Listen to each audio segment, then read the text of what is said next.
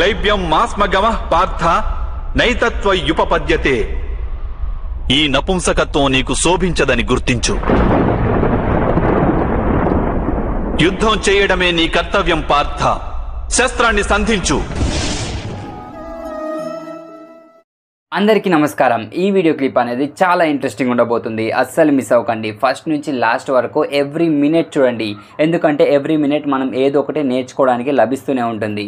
And వీడియోలోకి వెళ్ళే ముందు ఒక లైక్ అయితే వేయండి గైస్, నాకు సపోర్ట్గా ఉంటుంది. సో ఇక లేట్ చేయకుండా వీడియో చూసేద్దాం రండి. వీరందరూ వధించదగిన వారా పార్థ?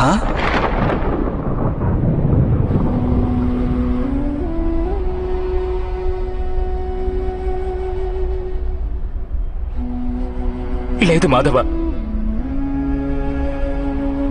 వీరిని నేనెలా వధించగలను?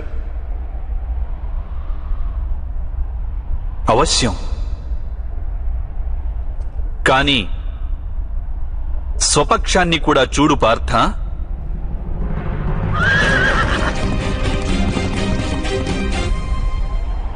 ఇప్పుడు నీ పక్షాన్ని కూడా చూడు పార్థ. మీ అగ్రజుడు యుధిష్ఠిరుడు, సోదరుడు భీముడు, నీ అనుజులను చూడు. నీ పుత్రులను, మీ సోదరుల పుత్రులను చూడు.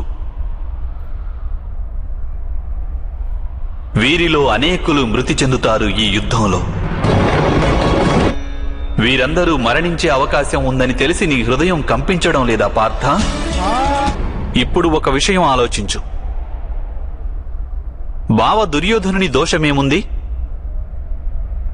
ఒకవేళ వానికి రాజ్యకాంక్ష అనేది ఉంటే, వాని మాత ముందుగా గర్భం ధరించిన విషయం సత్యం. దుశ్శాసనుడు పాంచాలిని వివస్త్రను చేయజూసి అపరాధం చేశాడు.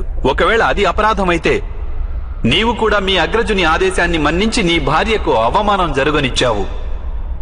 అయితే అది అపరాధం కాదా? మహితాత్ములు తన ప్రతిజ్ఞ ఎక్కువ ముఖ్యమని భావించారు. తమ కులవధువు గౌరవానికి తక్కువ ప్రాముఖ్యమిచ్చారు. అయితే అది అధర్మం కాదా? నీ జ్యేష్ఠ సోదరుడు యుధిష్ఠిరుడు తాను నమ్మినటువంటి ధర్మాన్ని నిర్వర్తించేందుకు నాడు ద్యూత సభలో పాల్గొన్నాడు.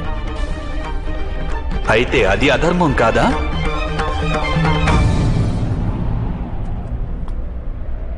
ఇంత విన్నాక బావ దుర్యోధనుని శత్రువుగా భావించడం ఉచితమేనా?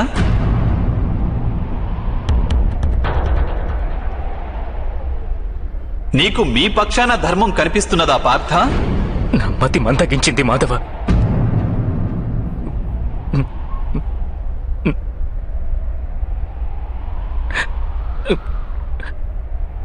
నాలోని అణువణువు కంపిస్తోంది. ఇప్పుడు నా చేతులలో శస్త్రాన్ని ఎత్తే శక్తి లేదు. నా గాంధీవం చేతి నుండి జారిపోతోంది మాధవ.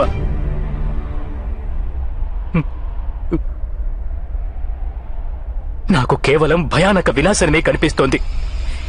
కేవలం భయానక వినాశనం.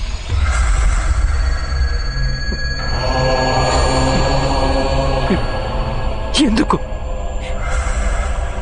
ఎందువలన మాధవ? ఎందువలన? అవమాన భారం, అన్యాయం గురించి ఆలోచన, లేదా ప్రతీకార సంకల్పం, ఇలాంటి ఏ కారణము లేదు నాకిప్పుడు ఏ కారణము లేదు మాధవ. ఇంతటి మహావిధ్వంసాన్ని నేను స్వీకరించేందుకు వద్దు మాధవ.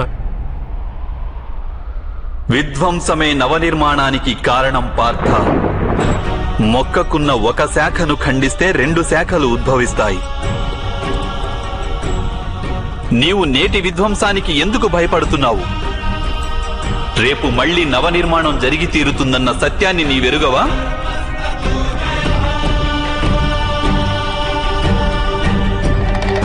క్లైబ్యం మాస్మగమః పార్థ నైతత్వయుపపద్యతే. ఈ నపుంసకత్వం నీకు శోభించదని గుర్తించు. యుద్ధం చేయడమే నీ కర్తవ్యం పార్థ. శస్త్రాన్ని సంధించు.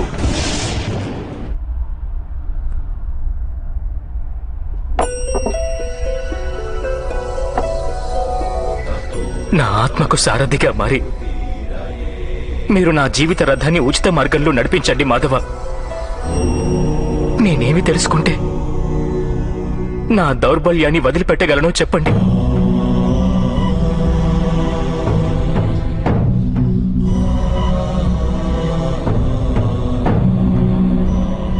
లే పార్థ,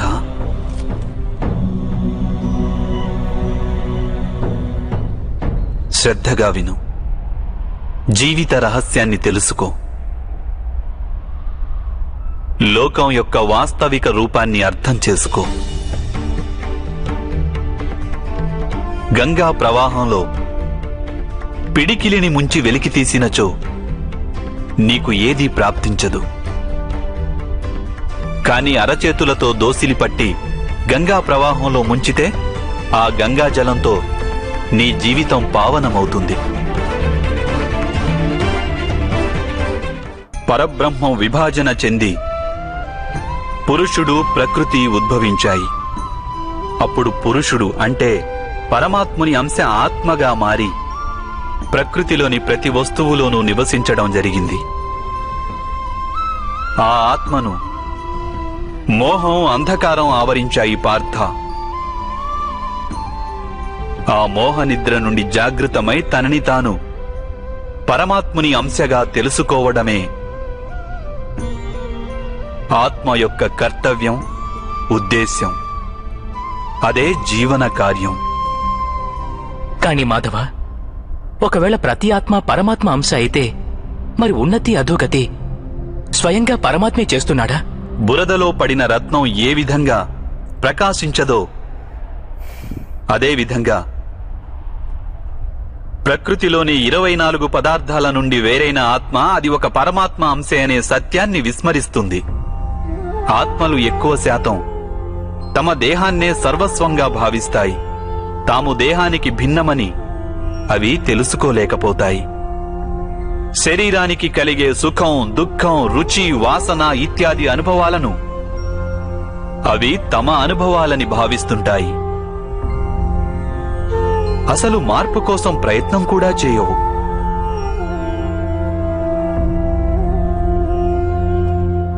ఇలా మార్పు కోసం ప్రయత్నం కూడా చేయని ఆత్మలు నిరంతరం అధర్మం చేస్తూనే ఉంటాయి. వాటిని జాగృతం చేసేందుకు దండన విధించడం అనివార్యం. నీవు ఇది తెలుసుకో పార్థ. నీవు శరీరానివి కాదు, కేవలం ఒక ఆత్మవు. ఈ రణభూమిలో కనిపిస్తున్న ప్రతి ఒక్క యోధుడు వాస్తవానికి నీవు అనుకుంటున్నవారు కాదు. కొంతకాలం పాటు వీరందరూ ఈ శరీరాలలో వాసం చేస్తున్నవారు. వీరి శరీరాలు మరణిస్తాయి, కానీ వీరందరూ అమరులు. వీరు మళ్లీ నూతన శరీరాలను ధరిస్తారు. తాము ఆత్మస్వరూపులమని తెలుసుకునే వరకు తమ అధర్మాన్ని త్యజించి ధర్మ మార్గానికి వచ్చే వరకు వీరందరూ ఇలా జన్మిస్తుంటారు, అలాగే మరణిస్తుంటారు. ఇదే బ్రహ్మ విద్య బోధించే ప్రథమ పాఠం పార్థ. జన్మించిన వారికి మరణం అనివార్యం. అలాగే మరణించిన వారు అవశ్యం మళ్లీ జన్మిస్తారు. ఈ మహాజ్ఞానాన్ని సాంఖ్యయోగమని అంటారు.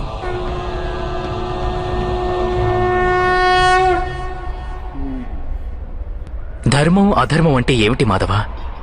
ఏ మార్గాన్ని అనుసరించి మనిషి తాను ఆత్మస్వరూపుడనని గుర్తిస్తాడో, పరమాత్ముని అంశగా ఉద్భవించానని తాను తెలుసుకుంటాడో ఆ మార్గాన్నే ధర్మమని అంటారు. ఎప్పుడు మనిషి తనను తాను పరమాత్మ స్వరూపునిగా అర్థం చేసుకుంటాడో అప్పుడు సృష్టియే పరమాత్మయని, పరమాత్మయే సృష్టి అని వానికి అనుభవగతం కాగలదు. సృష్టికి పరమాత్మకు ఏ భేదమూ లేదు.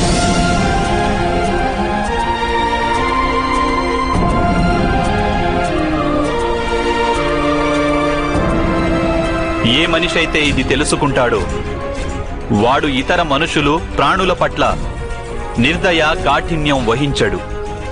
వానికి ఇది తెలుసు, జిహ్వను ఖండిస్తే బాధ కేవలం జిహ్వకే ఉండదు, దాని అనుభూతి శరీరమంతటికీ ఉంటుంది. అదేవిధంగా ఒక మనిషికి బాధ కలిగితే సమస్త లోకము ఆ బాధను అనుభవించి తీరుతుంది. ఈ లోకంలో ఏ ఒక్క మనిషి బాధను అనుభవిస్తున్నా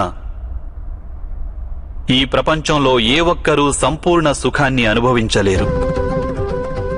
కరుణతో నిండిన మనస్సు ఏ కార్యమైతే చేయాలనుకుంటుందో దానినే ధర్మమంటారు.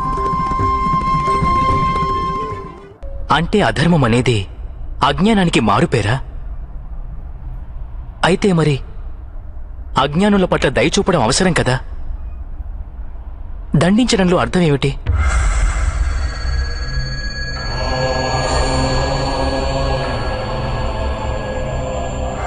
అజ్ఞాని జ్ఞానం విలువను తెలుసుకునేందుకు సిద్ధంగా లేకుంటే, జ్ఞానం వైపు దృష్టి సారించేందుకు సిద్ధంగా లేకుంటే అప్పుడు దండనే దయ అవుతుంది.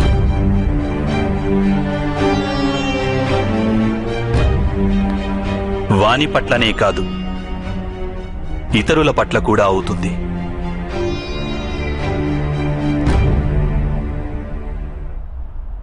సో చూసారు కదా గైస్, వీడియో మీకు ఎలా అనిపించిందో కింద కామెంట్ సెక్షన్ అయితే ఖచ్చితంగా తెలియచేయండి. అండ్ ఇప్పుడు నేను నెక్స్ట్ చెప్పబోయేది మీరు చూడాలని రూల్ అయితే లేదు. సో మీకు నచ్చకుంటే స్కిప్ చేసేయండి. అంతేగాని కింద కామెంట్ సెక్షన్లోకి వెళ్ళి డైలీ ఇదే సోదెందుకు చెప్తున్నావు, సో ఇలాంటి కామెంట్స్ అయితే పెట్టకండి గైస్.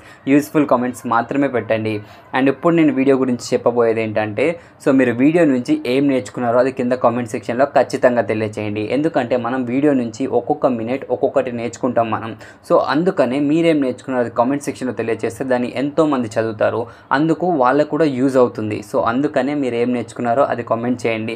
అండ్ ఏమీ లేదు అంటే జై శ్రీ కృష్ణ, జై శ్రీ రాధాకృష్ణ, సో ఇదన్నా టైప్ చేయండి. అండ్ అలాగే మనం హరహర మహాదేవ, జై గణేష ఈ సీరియల్స్ కూడా అప్లోడ్ చేస్తున్నాం. కాకపోతే అది ఈ ఛానల్లో చేయడం కుదరదు, ఎందుకంటే ఇందులో ఆల్రెడీ మనం రాధాకృష్ణ పెడుతున్నాం అండ్ అలాగే ఇంకొక సీరియల్ పెడుతున్నాం. సో అందుకని వేరే ఛానల్ అయితే పెడుతున్నాను. దాని ఛానల్ కింద డిస్క్రిప్షన్లో అయితే ఆ ఛానల్ లింక్ అయితే ఉంటుంది గైస్. సో వెళ్ళి అందులో మీరు చూడొచ్చు. హరహర మహాదేవ అండ్ అలాగే జై గణేష సీరియల్స్ కూడా వస్తాయి అందులో. సో అది గైస్. అండ్ ఇంకొక పాయింట్ ఏంటంటే, చాలామంది కామెంట్స్ చేస్తున్నారు వాళ్ళని చూసి నేర్చుకోండి, వీళ్ళని చూసి నేర్చుకోండి అని. అసలు యూట్యూబ్లో ఇలాంటి కంటెంట్ అనేది పెట్టడం స్టార్ట్ చేసింది మనమే గైస్. సో మనల్ని చూసి చాలామంది ఇన్స్పైర్ అయి చేశారు. నేనైతే మనల్ని కాపీ కొట్టేశారని నేను అనట్లేదు, మనల్ని చూసి ఇన్స్పైర్ అయి పెట్టారు అని చెప్తాను. కాకపోతే సబ్స్క్రైబర్స్లో కొంతమంది ఏమంటున్నారు అంటే, వాళ్ళని చూసి నేర్చుకోండి, వాళ్ళు డైలీ 3 వీడియోస్ పెడుతున్నారు, 4 వీడియోస్ పెడుతున్నారు అని చెప్తున్నారు. సో నేనైతే మీకోసం అని డైలీ 3 వీడియోస్ అనేవి అప్లోడ్ చేస్తున్నాను. రాధాకృష్ణ అప్లోడ్ చేస్తున్నాను, మహాభారత్ అప్లోడ్ చేస్తున్నాను, అండ్ అలాగే ఎక్కడ లభించని హరహర మహాదేవ అనేది కూడా అప్లోడ్ చేస్తున్నాను గైస్. సో వీళ్ళంతా లైక్ వేరే ఛానల్స్ వాళ్ళు మనల్ని చూసి అయితే ఇన్స్పైర్ అయి పెట్టారు. కాకపోతే సబ్స్క్రైబర్స్ కొంచెం రాంగ్గా అర్థం చేసుకుంటున్నారు. సో మీకు ఇంకా క్లియర్గా కావాలనుకుంటే మన డిస్క్రిప్షన్ అవునండి, మన అబౌట్ సెక్షన్ అవునండి, వెళ్ళి కంపేర్ చేయండి. మనదే డిట్టో కాపీ చేసి అక్కడ పేస్ట్ చేసేసారు. నేను చాలా ఛానల్స్ అయితే చూశాను. సో అది గైస్ చెప్పాలనుకుంటున్నాను. ఇదేంటంటే నేను మీకు ఏదో చెప్పాలని కాదు, చాలామంది కామెంట్స్ పెడుతున్నారు కాబట్టి నేను వాళ్ళకి ఆన్సర్ ఇస్తున్నాను. అండ్ ఇంకొక విషయం వచ్చేసి, వీడియో అనేది లాంగ్గా పెట్టండి అండ్ అలాగే ఫుల్ స్క్రీన్ పెట్టండి అంటున్నారు. సో అది పెట్టడం కుదరదు గైస్, ఎందుకంటే కాపీరైట్ క్లెయిమ్స్ అండ్ స్ట్రైక్స్ అనేవి వస్తాయి. సో అలా పెడితే మన ఛానలే రిస్క్లో ఉంటుంది. సో ఎందుకనే పెట్టడం కుదరదు, అర్థం చేసుకోండి. అండ్ అలాగే వీడియో లెంత్ అనేది పెంచుతాను గైస్. సో వీడియో లెంత్ కూడా పెంచుతున్నాను. మీరు మరీ బొత్తుగా 5 మినిట్స్ 6 మినిట్స్ పెడుతున్నారు, మీరు అంతసేపు మాట్లాడుతున్నారు అంటున్నారు. సో నేను మాట్లాడేది మాత్రం ఏమి చూడకండి, వీడియో చూసేయండి అండ్ మీకు నచ్చింది కామెంట్ చేసేయండి, వెళ్ళిపోండి. సో అంతే గైస్. అండ్ వీడియోని లైక్ చేయడం మాత్రం మర్చిపోకండి, ఎందుకంటే చాలా మందికి రీచ్ అవుతుంది. మన ఈ సీరియల్స్ ఉన్నాయని ఎంతో మందికి తెలీదు చాలా మందికి. సో వాళ్ళకి తెలుస్తుంది, వాళ్ళు కూడా చూడడం అనేది స్టార్ట్ చేస్తారు. సో ఇది నేను చెప్పాలనుకుంటున్నాను గైస్. అండ్ నెక్స్ట్ వీడియోలో కలుద్దాం. జై శ్రీకృష్ణ.